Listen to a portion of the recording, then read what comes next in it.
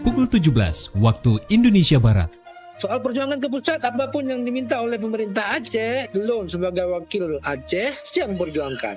Saatnya kita dengarkan dan kita saksikan Lintas 17. Informasi aktual dari seluruh penjuru Aceh. Kejaksaan Tinggi Aceh menuntut 40 orang bandar narkoba dengan ancaman hukuman mati. Kabupaten Aceh Singkil Provinsi Aceh dengan menyediakan anggaran sebesar 25 miliar rupiah. Inilah Lintas 17 bersama Korwil 17 Banda Aceh.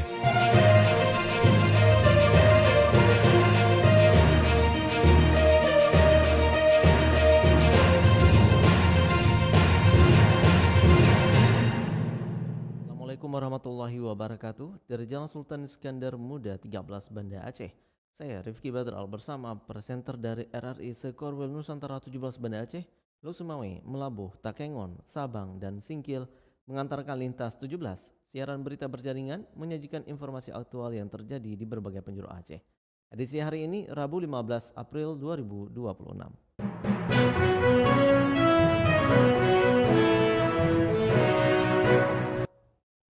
Berita utama yang dapat Anda simak sore ini diantaranya RRI dan Majelis Permusyawaratan Ulama Banda Aceh bahas MOU kerjasama lanjutan program siaran keagamaan. Informasi lainnya, BKKBN Aceh gelar Rakorda targetkan penurunan stunting hingga 5%.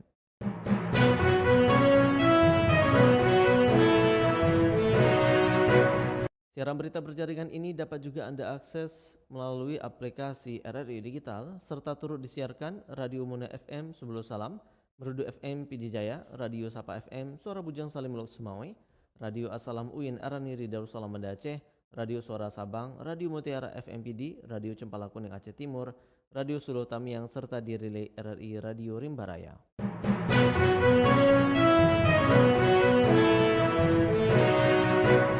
Baiklah saudara, berita pertama kami mulai dari Kutaraja, Banda Aceh.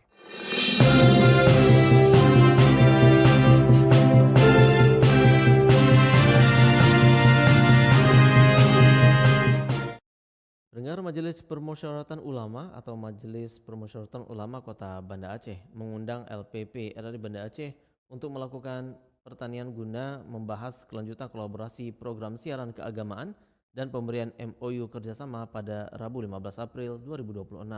Selengkapnya dilaporkan Sarah Triandini. Majelis Permusyawaratan Ulama Kota Banda Aceh mengundang RRI Banda Aceh untuk melakukan pertemuan guna membahas kelanjutan kolaborasi siaran keagamaan. Agenda pertemuan berlangsung pada Rabu 15 April 2026 di Aula Kantor MPU Kota Banda Aceh. Pertemuan ini membahas kerjasama lanjutan antara MPU dan RRI sebagai upaya memperkuat penyebaran dakwah dan informasi keagamaan kepada masyarakat melalui media digital. Dalam hal untuk melakukan kerjasama yang baik demi melanjutkan program-program yang bermanfaat untuk agama dan negara. Maka dalam hal itu, saya selaku Ketua MPU mengucapkan ribuan terima kasih dan semoga pertemuan ini, hubungan ini bisa kita lanjutkan sampai dengan waktu yang telah kita tentukan. Mudah-mudahan RRI dan MPU Kota Banda Aceh bisa berjalan secara sinergik di dalam menyuarakan aspirasi umat untuk kemaslahatan dunia dan akhirat. Kolaborasi ini juga diperkuat melalui pemberian MOU yang mencakup pengembangan konten video dan siaran berbasis multiplatform antara RRI dan MPU. Sinergi ini menjadi langkah strategis dalam menghadirkan konten keagamaan yang relevan, edukatif, dan mudah diakses oleh masyarakat luas. Dari Banda Aceh, Sarah Triandini melaporkan. Pendengar, BKKBN Aceh menggelar rapat koordinasi daerah di Banda Aceh dengan target menurunkan angka stunting hingga 5% pada tahun 2045. Selengkapnya dilaporkan Putri Anggun. Badan Kependudukan dan Keluarga Berencana Nasional BKKBN menggelar rapat koordinasi daerah atau Rakorda di Hotel Hermes Palace, Banda Aceh, Rabu 15 April 2026. Kegiatan ini turut dihadiri pemerintah Aceh yang diwakili staf ahli Gubernur Aceh Al-Muniza Kamal. Rakorda ditutup dengan penyerahan sejumlah penghargaan kepada daerah yang dinilai berkontribusi dalam program pembangunan keluarga dan percepatan penurunan stunting di antaranya Kabupaten Nagan Raya dan Kabupaten Aceh Selatan. Dalam kegiatan tersebut, BKKBN menargetkan penurunan angka stunting di Aceh hingga mencapai 5% pada tahun 2045 seiring dengan visi Indonesia Emas. Kita tentu harus selalu optimis terkait dengan tahun 2045 Indonesia Emas, di mana mungkin Aceh dari ini angka stuntingnya masih di angka 20-an, di angka 19. Kita yakinlah bersama dengan teman-teman BKKBN Aceh kita bisa mencapai menurunkan sampai dengan menjadi 5% ya Bu ya, mudah-mudahan. Tren penurunan stunting di Aceh juga menunjukkan perkembangan positif dalam beberapa tahun terakhir, yaitu sejak 2023 hingga 2025. Hal ini dinilai sebagai hasil kolaborasi antara pemerintah pusat, pemerintah daerah, serta dukungan berbagai pihak di lapangan. Dari Banda Aceh, Putri Anggun melaporkan.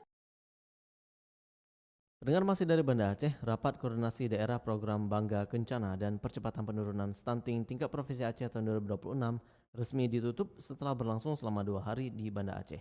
Selengkapnya laporkan Cindy Novita. Rapat koordinasi daerah program pembangunan keluarga, kependudukan dan keluarga berencana Bangga Kencana serta percepatan penurunan stunting tingkat provinsi Aceh tahun 2026 resmi ditutup pada Rabu 15 April 2026. Kegiatan ini berlangsung selama 2 hari sejak 14 April di Hotel Hermes Banda Aceh.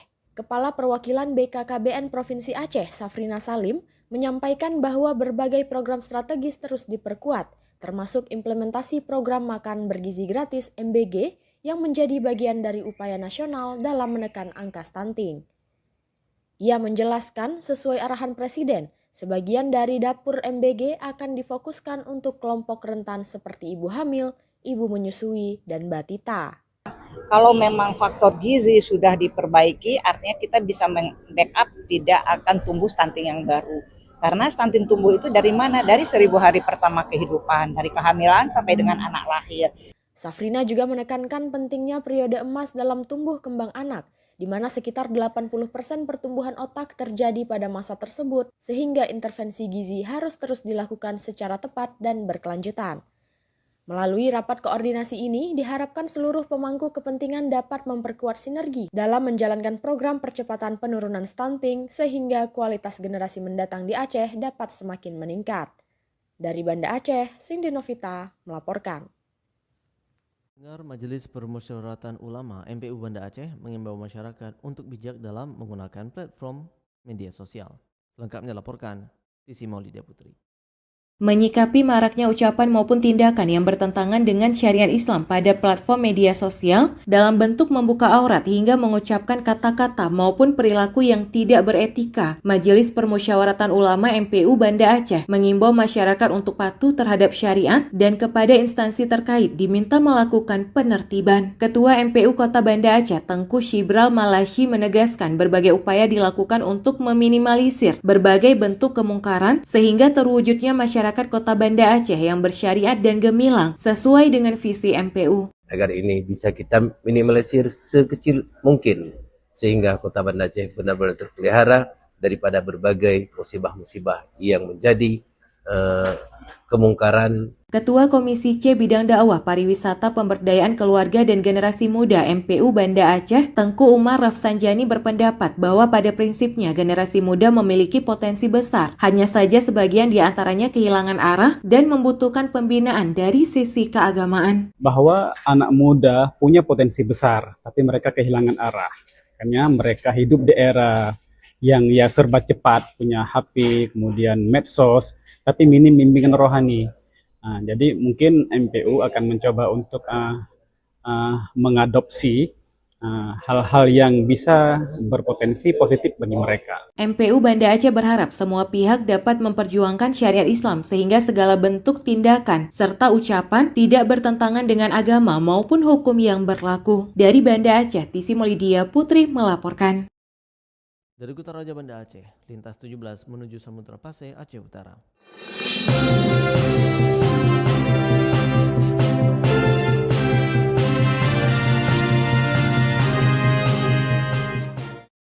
Pendengar Senator Aceh Haji Sudirman, sapaan Haji Uma, mengingatkan pemerintah Aceh agar tidak salah kaprah dalam menetapkan penerima layanan JKA sehingga mengusik hak dari masyarakat Aceh. Selengkapnya laporkan Saifullah Nurdin. Senator Aceh Haji Sudirman Saban Haji Umar turut menyoroti polemik kebijakan pemerintah Aceh terkait program jaminan kesihatan Aceh JKA yang tengah menjadi sorotan publik secara luas di Aceh. Haji Umar yang merupakan anggota Komite 4 DPD RI mengingatkan pemerintah Aceh agar tidak salah kaprah dalam menetapkan penerimaan layanan JKA sehingga mengusik hak dari masyarakat Aceh mendapatkan layanan kesihatan sebagai kebutuhan dasar. Karena jaminan kesihatan ataupun fasilitas kesihatan merupakan salah satu capaian penting pasca MOU Damai Aceh yang harus terus dijaga berkelanjutan. Jika ada data penerima manfaat yang belum dapat sasaran ataupun ada sistem dan mekanisme yang perlu diperbaiki, maka yang mesti dilakukan iaitu pemutakhiran data dan evaluasi, bukan menghentikan program JKA. Kita mengharap kepada pemerintah Aceh agar supaya tidak mengeluarkan kebijakan yang melahirkan polemik di tengah-tengah masyarakat terkait dengan JKA. Karena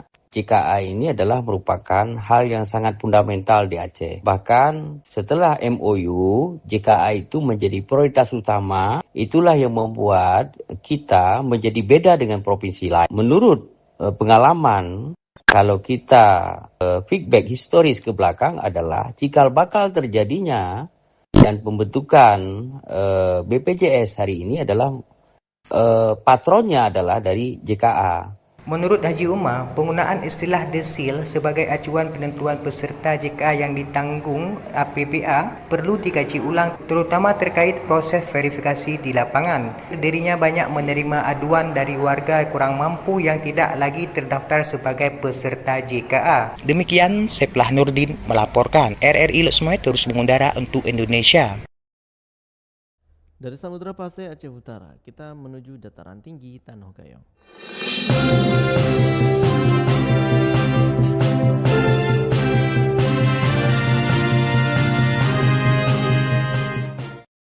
Pendengar, persiapan keberangkatan haji Kabupaten Aceh Tengah telah mencapai 95%. Sebanyak 3 jemaah calon haji dipastikan gagal berangkat karena telah meninggal dunia. Selengkapnya laporkan Fitra Jayadi. Progres persiapan keberangkatan jemaah calon haji JCH asal Kabupaten Aceh Tengah untuk musim haji tahun 2026 atau 1447 Hijriah dilaporkan telah mencapai 95%.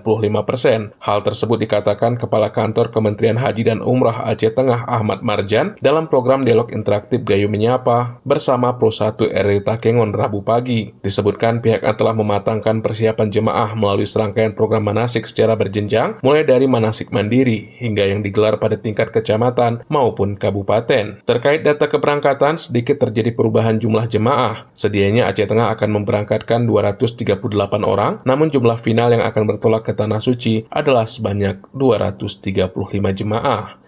Jumlah jemaah kita untuk tahun ini akan berangkat insya Allah menunaikan sebagai tamu Allah menuju Baitullah sebanyak 235 jemaah dari 238. Karena 3 jamaah kita pada bulan Ramadan kemarin telah dipanggil Allah ke Rahmatullah sebelum keberangkatan menuju Baitullah. Tentunya kita berdoa almarhumah amal ibadahnya dan hajinya diterima haji mabrur. Adapun terkait jadwal keberangkatan, Aceh Tengah dipastikan tergabung dalam kelompok terbang Kloter 5 Embarkasi Aceh dengan masuk asrama haji di Banda Aceh pada 9 Mei dan terbang ke Jeddah 10 Mei 2026 mendatang. Sedangkan menyangkut kondisi kesehatan, dilaporkan dalam kondisi layak untuk melaksanakan ibadah haji, kendati tetap terdapat sejumlah penyakit bawaan yang diderita oleh para jemaah haji yang akan menuju Tanah Suci. Fitra Jayadi, RRI Takengon melaporkan. Pendengar, pemerintah Aceh Tengah akan bangun pangkalan gas LPG di Kemukiman Jamat Linge. Selengkapnya laporkan Muhammad Sanusi. Pemerintah Aceh Tengah akan memfasilitasi pembukaan pangkalan gas LPG di Kemukiman Jamat Kecamatan Linge. Rencana ini untuk memenuhi kebutuhan gas subsidi untuk warga di sana. Kabak Ekonomi Sekdakap Aceh Tengah Busra Aradi usai rapat bersama yang dipimpin Sekda Aceh Tengah Mursyid menyebut rencana pendirian pangkalan gas LPG di Kemukiman Jamat untuk memudahkan warga memperoleh kebutuhan dapur. Selama ini katanya warga di Kemukiman Jamat membeli gas LPG dari Takengon. Ada 5 desa di sana, rencana akan dibuat pangkalan karena selama ini masyarakat di sana membeli LPG bersubsidi dari Takengon. Diharapkan masyarakatnya bisa terbantu dengan keberadaan gas LPG. Imam Mukim Wih Dusun Jamat Ilyas Pasa melaporkan ada 533 kepala keluarga yang bermukim di Dusun Jamat. Harapannya, kata dia, dengan kehadiran pangkalan LPG dapat membantu warga Jamat dalam memperoleh gas subsidi. Muhammad Sanusi, RRI Takengon melaporkan. Anda sedang mendengarkan Lintas 17 dari Korwil 17 Banda Aceh.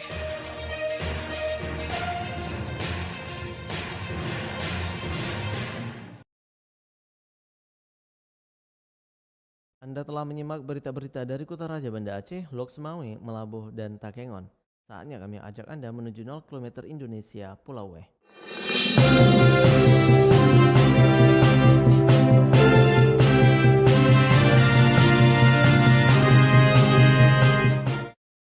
Pendengar, minat wisatawan terhadap pemandian air panas privat di kawasan Jaboy, Sabang terus mengalami peningkatan dalam beberapa waktu terakhir. Lengkapnya laporkan Razi Arda. Minat wisatawan terhadap pemandian air panas privat di kawasan Jaboy, Sabang terus mengalami peningkatan dalam beberapa waktu terakhir. Fenomena ini menjadi salah satu indikator tumbuhnya sektor pariwisata berbasis relaksasi dan kesehatan di kota Sabang. Pengelola kolam air panas privat Jaboy, Muhammad Iksan, saat dijumpai RRI Sabtu malam mengatakan sejak dibuka untuk umum, jumlah pengunjung yang melakukan pemesanan terus bertambah. Bahkan dalam satu malam, kolam privat tersebut bisa dipesan 2 hingga 3 kali oleh pengunjung yang berbeda. Ia menjelaskan saat ini sistem pemesanan diberlakukan selama 2 jam untuk setiap bookingan dengan tarif sebesar Rp80.000 per sesi. Harga tersebut menurutnya merupakan tarif tetap yang tidak bisa ditawar oleh pengunjung. Kadang-kadang ada yang bookingnya di jam yang sama, malam yang sama itu dua atau 3 pemesan. Sedangkan kita kan baru memiliki 1 kolam. Nah, memang ini masih terbatas di 1, makanya nanti kita udah sepakati akan menambah 1 atau 2 kolam privat lagi ke depannya. Karena sayang juga pengunjung kecewa gitu. Karena pas sudah pesan, loh kok nggak bisa di jam segitu. Rupanya sudah ada yang pesan duluan. Kondisi tersebut kerap membuat sebagian pengunjung harus kecewa karena tidak mendapatkan giliran. Untuk mengatasi hal tersebut, pihak pengelola berencana menambah 1 hingga 2 kolam baru guna memenuhi kebutuhan wisatawan. Terkait tarif, Ihsan mengungkapkan pihaknya sengaja menetapkan harga yang relatif terjangkau dengan mempertimbangkan kondisi ekonomi masyarakat. Meski demikian, tidak menutup kemungkinan tarif akan disesuaikan di masa mendatang seiring dengan peningkatan fasilitas. Sementara itu, salah seorang pengunjung lokal sekaligus aktivis pariwisata di Kota Sabang, Irwan Mahdi, mengaku merasakan kenyamanan saat menikmati pemandian air panas privat tersebut. Menurutnya, konsep privat memberikan pengalaman berbeda dibandingkan pemandian umum.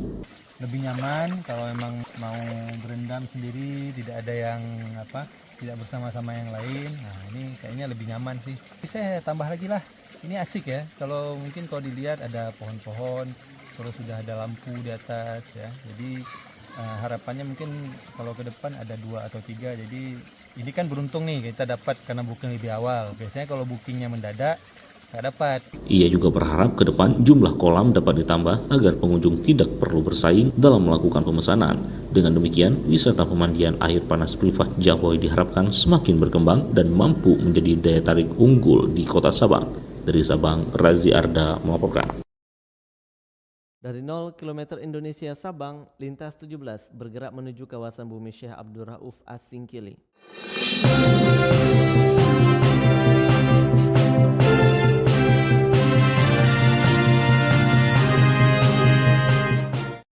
Pendengar, pemerintah pastikan seluruh guru pengelola program makan bergizi gratis tanpa batasan jumlah siswa guna menjamin kesejahteraan dan pemerataan hak bagi tenaga pendidik.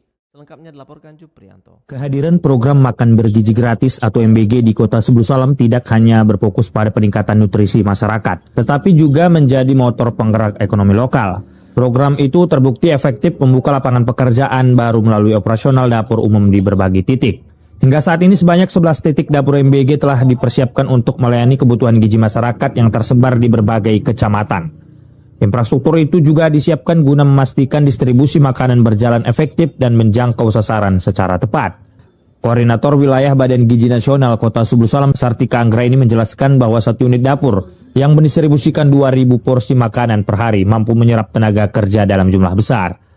Penyerapan tenaga tersebut diprioritaskan bagi penduduk setempat. Hal itu bertujuan agar dampak ekonomi dari program nasional tersebut dapat dirasakan langsung oleh warga yang berdomisili di sekitar lokasi dapur. 47 pekerja dapur, Aligizi 1, Akuten 1, KSPG 1. Iya, cuman kalau yang tahap pertama masih baru, mungkin nggak 47 orang relawannya, karena kan tergantung porsinya juga masaknya.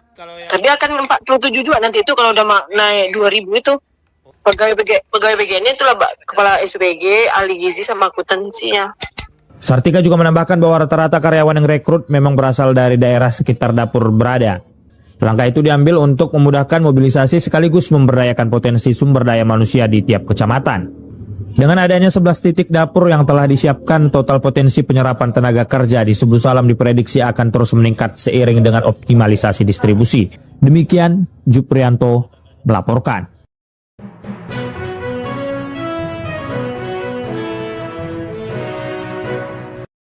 Pendengar, dengan berakhirnya laporan tadi, berakhir sudah Lintas 17 sore ini. Berita utama dari RRI sewilayah batas Selasar Korwil 17 Banda Aceh. Atas perhatian Anda kami ucapkan terima kasih. Wassalamualaikum warahmatullahi wabarakatuh. Sekali di udara, tetap di udara. Demikian Lintas 17 sore ini. Produksi Korwil 17 Banda Aceh.